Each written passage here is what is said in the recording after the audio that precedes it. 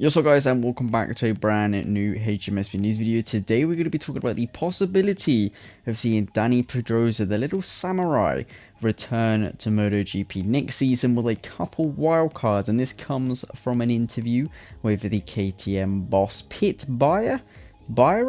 I probably butchered that name, but there was an interview with him after the first couple opening rounds in Spain, where he basically talked about all of the riders, part of the the KTM family. Obviously, Paul Espargaro, Brad Binder, Miguel Oliveira, and then obviously Iker Lecuona. He did also touch a little bit on the Moto 2, Moto 3 riders and that, and then he talked about the development rider, the test rider, Dani Pedrosa, and he was saying that they're going to try and they would like, for Dani Pedrosa to do a couple wildcards next season on board the new KTM at a couple tracks where he particularly goes well at, so I'm not really too sure which tracks they would be, but if I was to take a wild guess at one track where I think he would maybe do a wild card, it would be the Red Bull Ring. If I was going to take any wild guesses, I think I'd go for that one. It could be a safe bet, obviously the track where he would have tested the most at, you would have thought, but yeah, we do see, Dani Pedrosa goes well at plenty of tracks, especially ones with hot temperatures. We saw him go really well at Misano, obviously Teggy, and that he always goes well and stuff, but yeah, that's all besides the point. God knows where he'll ride, but if the day does come, it would be super exciting, especially for me myself. A big fan of Dani Pedrosa, always liked what he done on board of that Honda, being so tiny. I'm not sure if some of you have had the luck that you've seen Dani Pedrosa in person. He is extremely small. I was a little bit surprised, more than I thought I was going to be when I did see him in person. He is tiny. He is like a little midget on board that big massive MotoGP bike. So I'm always a big fan of him, and I would like to see him ride on the KTM, do a wildcard or two. There was some speculation that there might have been a wildcard this year.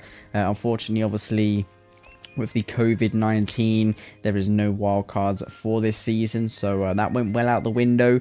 And we have seen Dani Pedrosa talk about returning to racing whenever he thought the time was right and when he thought it was right for KTM.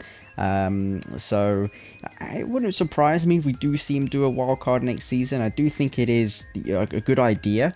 And a good way of doing it, just waiting for that perfect moment for Dani Pedrosa, because obviously it gives him more time to understand the bike, it gives him more time to develop the bike even further, and yeah, when he does come, if he does do a wild card, he should have that bike, fully under control, fully tamed. He should know everything about it. He should know his limits. He would have a load of confidence on it and stuff like that. We saw him go really quick around Sepang in the preseason testing, and we also know that around Austria he goes quicker on board of the KTM than the Honda.